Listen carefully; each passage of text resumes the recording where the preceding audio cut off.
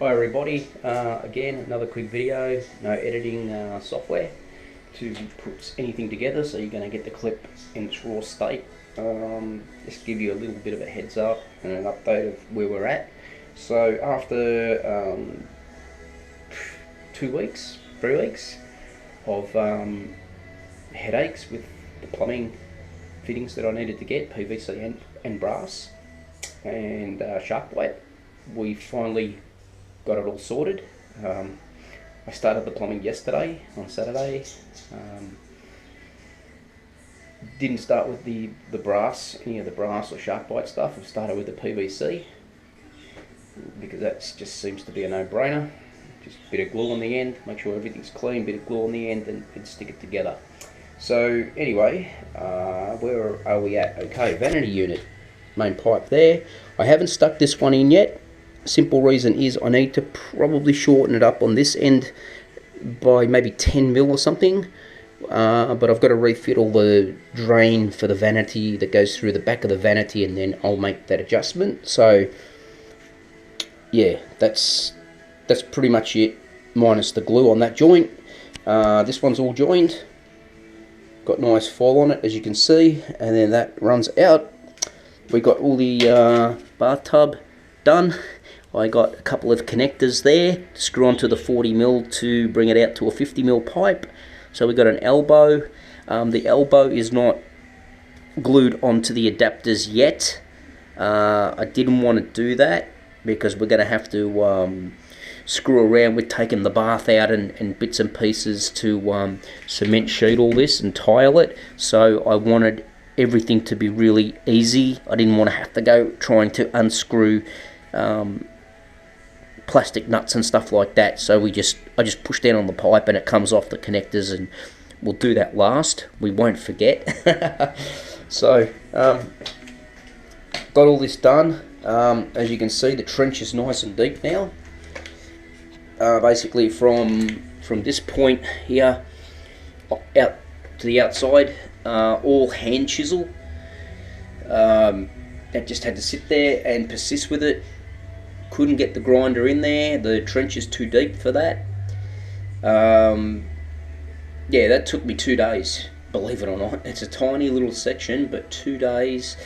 I had to use the reciprocating saw to cut through the rebar because we went down past the rebar to get the fall. So yeah, I'll take you out and show you where we're at with that. Oh, I don't know if I touched on this in the last video, but quickly, I had to clean out all the tile bits and bits of broken tile and all like the brickies mud that fallen down into the cavity onto this hot water pipe, because I needed to be able to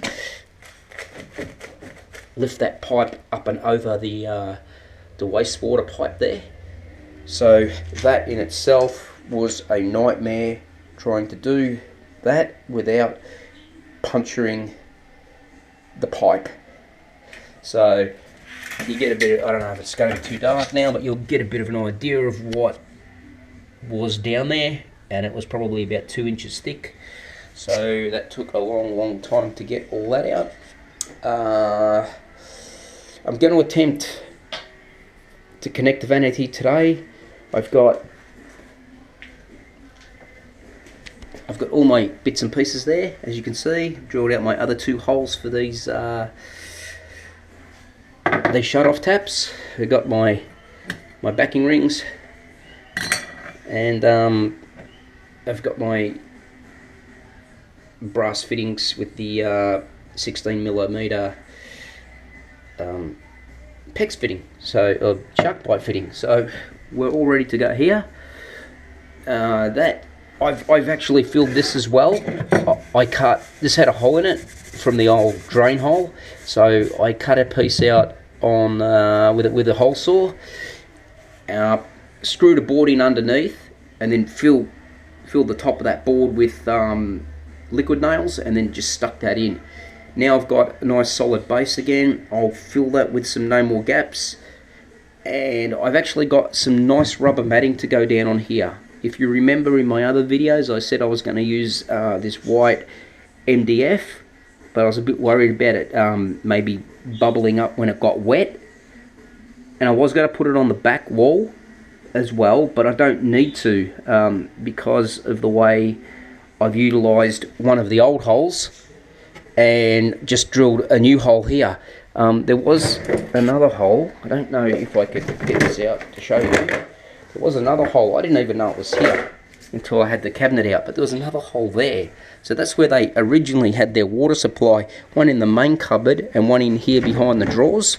So I just took the cutout from here and glued it in there. So I'll clean that up as well. A bit of no more gaps around it, and you'll never know. So anyway, we'll keep moving as fast as we can. Sorry about the light change, guys. So, oh yeah, another thing I bought as well today was I had some odd hinges on these vanity doors. So these ones were in good condition, so it looks like somebody had replaced these once before. If you have a look at the profile there, you'll see that's, you know, it kicks up. I think it's like a 90, let's have a look, it's a 94 degree hinge. These were the other ones that were fitted to it. Now, as you can see, they're a completely different profile, and they were rusted right around, like they were just in bad condition. So I managed to pick up a set of, not that you can see it in the packet, but, well, you might be able to. I've picked up a set of matching hinges today, so now I have, well, I wouldn't say brand new hinges all round, but at least these ones are new, and these ones aren't that old by the looks of it. So that's another job out of the way. Alright, let's go. It's a nice day today as well. It's pretty warm. It's around about 30 degrees, I think, but the sun's not out. It's a little overcast, so that's been a godsend. God, trying to work outside in the sun when you haven't done it for years kills you. Okay, that's what we got. That's all the plumbing all done now. So 40mm vanity unit wastewater pipe, 50mm bath and shower wastewater pipe into double T-piece with reducers, elbow and a T-piece. This was an absolute nightmare. I had to dig out more than I expected when I was trying to cut the pipe off square, and I'd make my cut and then I'd go to put the T-piece on. It always seemed like one side was slightly higher, like I cut it on an angle. I reckon cutting PVC when it's already installed or it's on an angle or it's in the ground or something is always goddamn hard. I always try and cut my PVC in a miter box or on a drop saw to try and get it straight. But down here it was like I'd cut it and then go to slip it on, and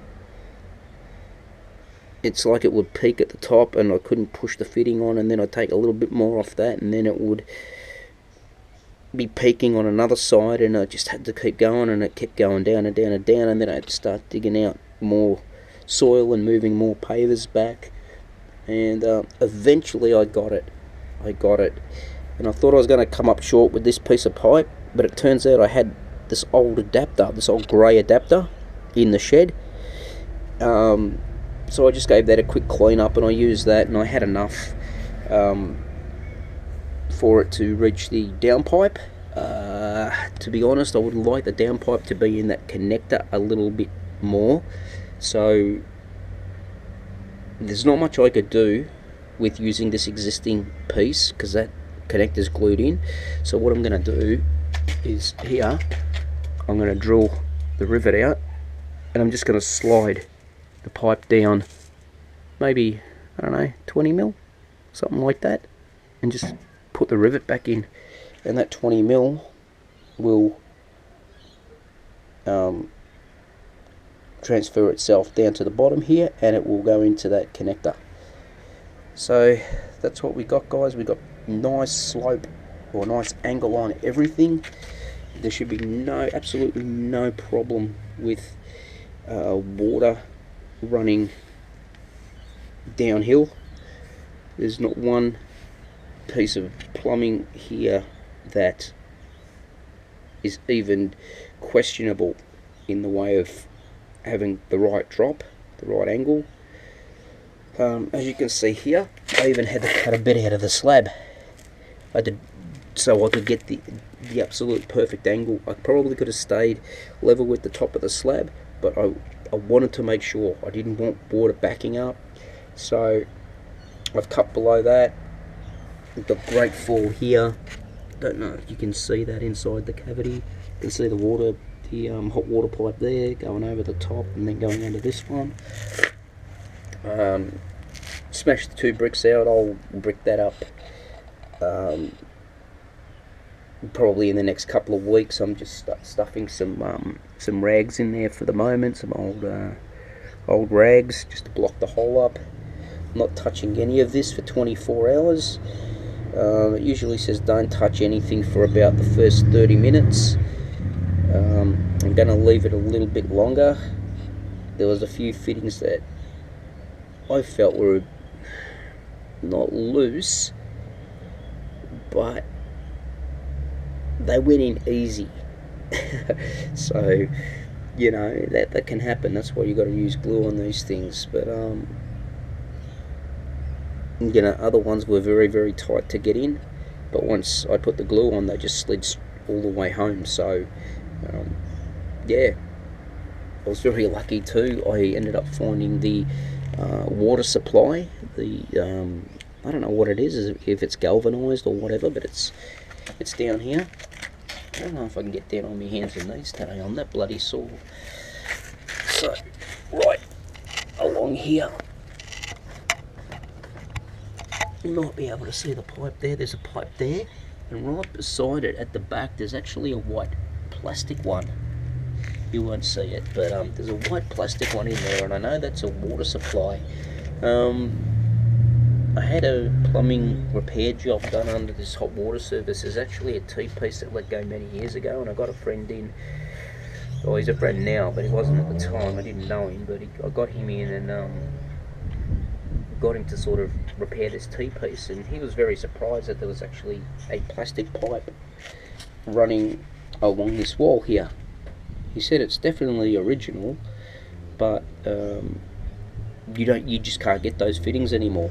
So I think he ended up replacing it with a brass fitting, but the remainder of the pipe ended up staying plastic, because obviously it probably runs all the way to the bathroom. That small window up there, so it runs all the way to there. It definitely wouldn't come from the street, from mains water, so it's got to be an internal thing on this block. Yeah, so I'm very happy with the way this has come up for not being a plumber. Yes, it's not rocket science, but to try and get all the falls and angles and cut out all that concrete and everything like that has been a very big challenge. And trying to do it with a severed tendon in your thumb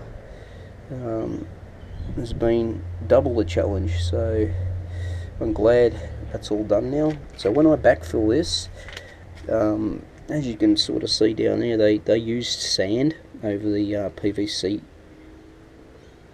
rather than putting soil in, because soil will compact and turn hard, and that can break and twist pipes, I guess, can crush them. So I've got plenty of bricky sand to put in over there, and all we'll do is we'll just put a little bit of topsoil on the top, so if we ever need to get to these pipes, you know, we can. This has got a block off plate in the end. I didn't put a screw in one, I've just put a glue in one. So I don't know, I don't think that anything else will ever go in there, but if we need to, I could just take that up and pop that out. Alright, this is going to be job number 2 for the afternoon. So we're going to clean all this up, run the extra cold water supply to the bathroom. So I've got to move all this soil now up against the fence here, dig my trench again, which I've now lost, and then we'll start working on this. Now this is our hot water. Rather than, I don't want to cut the pipe inside that you saw with the red sheathing on it, because if I ever get a leak inside the wall, it's going to be an absolute nightmare. Try and fix it. Either all the tiling from the inside has to come off, or all the brickwork's got to be taken out from the outside to get to it. So what I'm going to do is this hot water pipe here, which is the pipe that you see running on the inside of the wall, I'm going to cut the pipe here, and I'm going to put a T-piece in here. So that'll give me my feed from the hot water service through the wall down to the bathroom. But then there'll be the outlet here off the T, and that will feed in here. So all my connections will be on the outside. There'll be 2 lots of 90-degree elbows before the pipe actually enters the house. It goes through into the wall cavity. So I've 4 connectors there. I've got a feeling I need to add just a little bit of length to it. So if I do, I've actually preempted it, and I've gone and bought some inline joiners, brass joiners. But hopefully we can get away with not having to use those. Hopefully the lengths of pipe I've got will be long enough, because remember, these outlets were going to come out behind the downpipe, and I've had to shift everything. So with shifting that shifted where the hot and cold water enter the house as well. So yeah, we're gonna tee off this hot water, and then from here, basically all these connectors are going to get abolished, except for this one, which is going to replace this one with the male thread on it, and we're going to put this female one in there. And then I've got a manifold that'll come off this, and the outside tap evaporative cooler, hot water service, and the main cold water supply to the bathroom will run off that manifold. Now